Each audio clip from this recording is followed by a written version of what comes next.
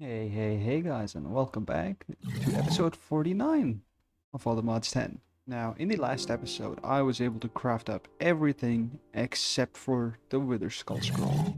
However, right now, I have more important things to attend to. You see, at the end of the last episode, I requested that y'all give me names for this baby Leviathan right here, and Timko122 came up with Noctiluca. So, here we have Noctiluca. So Noctiluca is some sort of bioluminescent algae or algae, depending on your prerogative. But I'll put some pictures up. I bet it looks cool. In case you're from the future, you got this. Next on my list of things to fix happens to be this comment from India Jones that says that the Dictionary of Spirits can be renamed, and then the books you bind from that Dictionary of Spirits will carry on that exact name, which would, I guess, make filtering much simpler, but I guess the system I have right now just simply works, so I don't see a point in replacing that. The second part of the comment, however, is my current concern. This guy says that the Dragon Soul recipe will not autocraft a second time, and that is indeed correct. If I try to craft it right now, it does not craft because the Ender Dragon data model happens to have NBT data associated with it. And this is after I already have substitutions enabled. And I think that means it's time for me to replace some old machines in my base with new machines that actually have a purpose. For example, a bunch of these cutting machines have been replaced by the processing arrays here or was there. And these are now literally prime candidates to get the axe, so I'm assuming none of these have patterns in them. I could really easily cross-check that just by right-clicking all of these, and turns out they don't. So all of the space is now open for machines. I think I want to solve this problem a way I've never solved it before. I want to use a formulaic assembler and a pattern provider. The pattern provider will be facing towards the formulaic assembler, like so, and I'm going to give it this processing pattern that does not contain the Ender Dragon data model as an ingredient to craft up the soul. As you can see, Dragon data model, no Dragon data model. I could then go in and request a Dragon soul and just have it send all of those ingredients into here, presumably, if I let this be an input-output. Right? Aha, they just took a second. And then I could just encode in the recipe. And if memory serves me right, the recipe is basically in this exact order. So all of this goes here. And then I need to come up with some intelligent way to put the dragon models in. And well, in my opinion, what better way than to use a netherite chest, into which I have now put in all of my remaining data models. I wonder if a modular router would be able to do what I'm asking of this. I want it to take out from here and put down here, while ignoring NBT and keeping only up to 9 items in stock. Or I guess, yeah, 9 items in stock makes sense. So let's try this. I wish to pull Ender Dragon data models, whitelist that, ignore item damage, ignore NBT data and everything. So that's whitelisted, and I'm pulling it from the right hand side. I should then be able to place this in here, and yep, it pulled out a dragon model. Excellent. I can put this back in here. And then I'm going to do something similar for this. And in hindsight, I could just have an empty blank list, but actually filtering this out does have some merit. It's good practice, really. Anyways, I'm just going to right-click this again to check it, and then I'm going to have to put some augments in here. And the thing I'm looking for is known as a regulator augment. And over here, I would like to say insert 8, in case there needs to be some space for the dragon model to come back in. So that's going to put 1 in, 2 in, 3 in, up to 8. And then it's going to craft 1 dragon soul, and hopefully it has space to be crafted and put back into its inventory over here. Alright, either way, this goes here. And now I can say encode this as a formula. And then I can just say craft available items. That makes sense? Is it doing it? Do I have to say full grid or something? Is it done crafting? Oh, it's done crafting instantaneously. But as you can see, it didn't get pulled out. To complete the craft in AE2 though, I'm gonna just put this guy in here. There we go. Actually, how much you want to bet it's because auto eject was off and I completely forgot about it? Well, the only way to know for certain was to craft another dragon soul, and I believe currently I'm waiting on... What am I waiting on? It's been a hot minute. Still crafting an empty soldier, eh? Let's go see what's up with that. You still just doing your thing? It just did the thing. Alright, excellent. And yep, after properly setting the right side to be both input as well as output, and setting the formulaic assembler to be in auto mode, it did eventually craft the requisite dragon soul. Now that's enough of fixing what went wrong in the past. Let's move on to things that lie in our future. So first things first, for the Wither Scroll, I want to make myself an arcane anvil. And can I just mention how much I like the sound of this? I mean, it's basically just the sound of amethyst, but like, come on now. Amethyst has such good sound design. Finding the whimsy and the mundane aside, I need to make a scroll forge, which once again is just crying obsidian and polished deep slate. Rather simple. That can go right there. And the scroll forge is what lets me craft up the Wither Skull scroll. Now, this requires legendary ink, paper, and blood vials. Paper is no problem at all because of how much nature essence I have that can be crafted into sugarcane, and neither is the ink, because I have oh so much ink in here of different varieties. 20,000 legendary ink? Yeah, I think I have enough ink. 33,000 epic, a bunch of common, a bunch of rare too. Yeah, I think I'm good. What I don't have, however, is a blood vial, and according to this, by heating up a Minecraft cauldron with a campfire below or using an alchemist cauldron, mobs placed inside can be cooked for their blood. I like that idea. To be honest, I think I can place the cauldron of perpetual pain and suffering right in this corner right here, because I have these no AI witches that can just sort of sit here and consistently heal themselves. They won't ever move around. Yeah, I can just probably name this guy something. All I really need then is an export bus and a drawer that can hold all the glass bottles I will need. And just like that, a fancy little drawer for housing my glass bottles as well as my legendary inks. And then I can just lock this guy and use my blood vials and this crafting screen as and when needed. Here we go, Wither Skull Scrolls. I just made 5. And then I can grab another stack of glass bottles. Grab a bunch of these. Come back to the table, put this in here, and grab another few spells of this guy. Just rinse and repeat. And soon enough, I have enough Wither Skull Scrolls to finish the pack. I cannot take these scrolls, grab a bunch of this legendary ink, combine them together, and convert all of them into level 10s. Cool.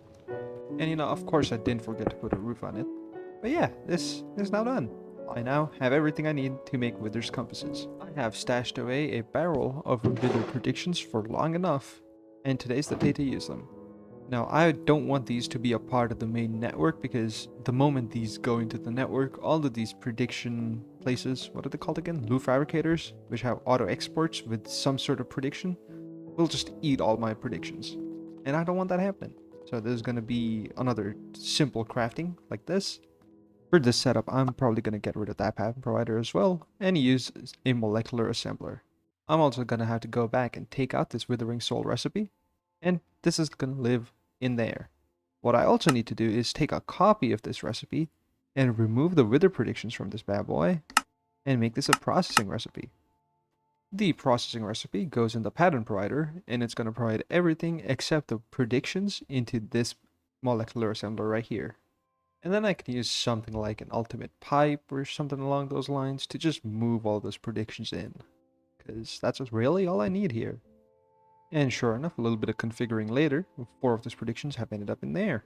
All that's really left to do is encode this recipe and put it in an appropriate spot. And you know what? I think this spot is good enough.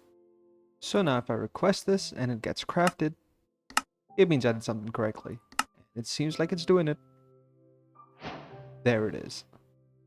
Another one crossed off the list. And I don't know where this goes on the star anymore, so I've just been sort of putting them where I feel like it. And I'm going to put this one in the top left right there. And you know what that means? That means I get to work on my next item, the pulsating black hole. I just happen to need recipes for the fire upgrade orb. And don't worry, I have more than enough fire runes, micro missiles, apparently also TNT and fire charges, the pocket storage unit tier 4, which in turn needs the tier 3, which in turn needs the tier 2, which will then need the tier 1, and that's it. Next up we got the paradox machine, of which I'm fairly certain I have everything. So I can just do this and enable fluid substitutions for time fluid. Actually, I would like to correct myself. I think I have everything except Eclipse Alloy ingots. So I'm going to make a quick processing recipe for it, where Eclipse Alloy is derived from blocks of netherite. Plain and simple. What's happening here is that this pattern provider requests a block of netherite to be placed on top of the shadow pulse glue, which is constantly charged by this thing. Once it's converted, this block breaker is filtered to break Rycliffe's alloy, and then the raw alloy is automatically smelted by this furnace right here, because it is automatically being fed all of the raw ingredients in my ME network. Distractions. Next up, we need the lightning bomb, which in turn needs the lightning grenade. So some sort of ender pearls, and then this weather container, which I'm gonna have to make myself. And that leaves me with the explosive mycelial generator. I already have recipes for TNT right here. All of those recipes have been given an appropriate place to live, but now I want to check out something that was added in a recent edition. You see, in an episode titled 1 Million Nether Stars, I set up this array of hydroponic beds producing not only nether stars, but I also then used it to produce a bunch of diamonds, emeralds, obsidian, iron, and steel and quartz. Stuff that I was running low on while I was making, the rest of the factory. But now that I have simulated hydroponics, I wonder how that changes things. And working in this corner has the benefit of loading up this area here, where I believe I had a couple sheep or something with a sewer and a fertilizer thing. Hold on, let's find it. Hey, it's probably right there. There it is. Let's check this out. Oh yeah, completely full. Excellent. So I'm going to make a bunch of hydroponic beds and let's see what happens. Of course, I'm going to make a recipe. And for this one, I'll actually allow substitutions because I believe it does take both types of plastic, right? Yeah, whichever one you find and feel like using, go for it. And same for this guy. Place these bad boys down, 7 in a row. Exactly like so, and 7 in the other. I did make 14 just to try it out on this wall here, but if I'm impressed, I might just replace all of them.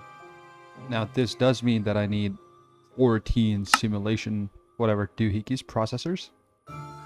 Oh, and they don't stack. That is terrifying. But then I should be able to just plonk each one of these in here, and this will eventually increase the amount of output this thing produces. So much so that SFM might not be able to keep up with all this. I don't know yet. We'll find out. A little while has passed, and it seems like as the efficiency rating goes up, the amount of nether stars it produces also goes up. And as the executions go up, the efficiency does also goes up. So every time that efficiency bonus bar reaches maximum, we get more nether star essence and more fertilized essence. Interesting. But I can speed this up even more. What does that look like? Oh yeah, there we go. Cool. I wonder how long I gotta do this for it to stop going up in efficiency. Basically just waiting around, accelerating everything. And it seems like at some point the relationship between the rate of efficiency increase and the executions becomes non-linear. That is to say that as this time goes on, the number of executions required to stack a new efficiency bonus goes up. As you can see from the previous clip, it's almost at 22,000. I'm not yet at 2x the production. I might just pull these out at some point in the near future here, because I'm a little bit tired of waiting. I've just modified that code ever so slightly to have a new type of label called the sim bed, which is the simulated hydroponic bed, and I can hold down Control and right click to copy the settings to all of these. And as I'm doing this, I'm realizing that this guy doesn't need ether, it doesn't need water, it only needs power and the simulation doohickey, and it just goes. And as far as I know, it doesn't even need the crux. And I'm fairly certain that that means that I can then stack up another layer up here. Yeah, I don't see why I can't. And then have soul surges on all of these faces to speed these up once. Or no, wait, I don't even need to do this. I was gonna do like all the sides, and then I was running into troubles about how I'm gonna do the top row if I'm gonna be overclocking the bottom row with these soul surges. I'm a little bit stupid. Entangled blocks exist.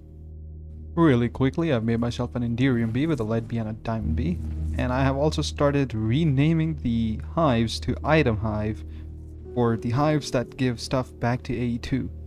So the lithium comb is an item hive, so is the ancient bee, and that has sort of fixed my problem. Yeah, also the lumber bees are now item hives, so item hives sent directly into the AE2 network back there. Back there in the interface. And the rest send it over to the centrifuges, and then the centrifuges send it back to the interface. Yeah, I'm surprised I didn't think of that earlier. But of course, as always, all of my scripts will be updated and are available in the Discord, so if you want to do what I'm doing, join the Discord. Alright, and here's a funny one.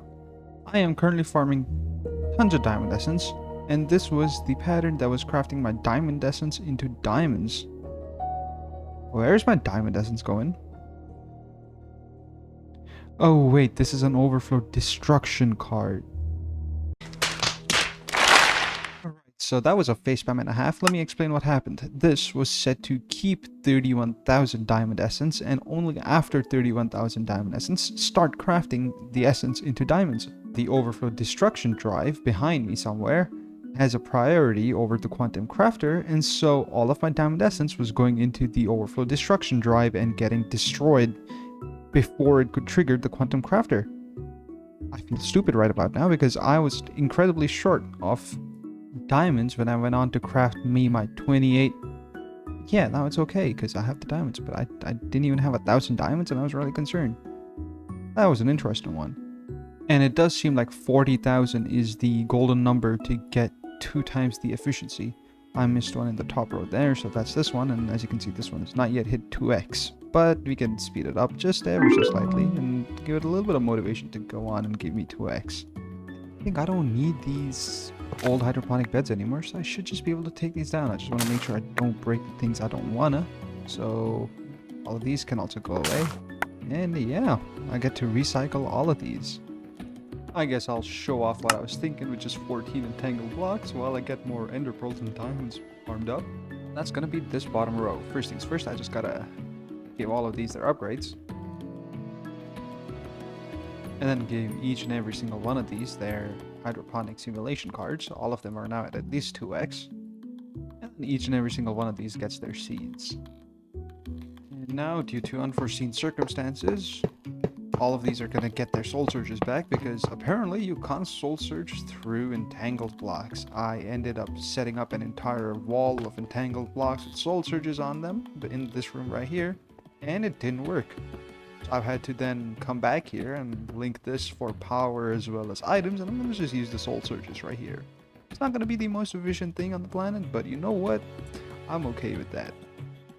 Also, something that has changed is the fact that now all of these entangled blocks are the simulated beds instead of the simulated beds themselves being the targets, because these will be providing power into the hydroponic beds that are entangled through the entangled block. Thus the entangled block is the target for SFM.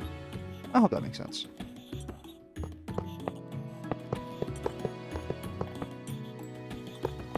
And with just a few more finishing touches, like these camo blocks for blocking out the soul pipes, and the same back here with the white anti-block, I am now stably producing 25 to 26 nether stars per second. I think that's pretty neat, and that's more than enough actually for just 14 of these. Oh, I'm not going to stop at 14, but that's more like off-camera work.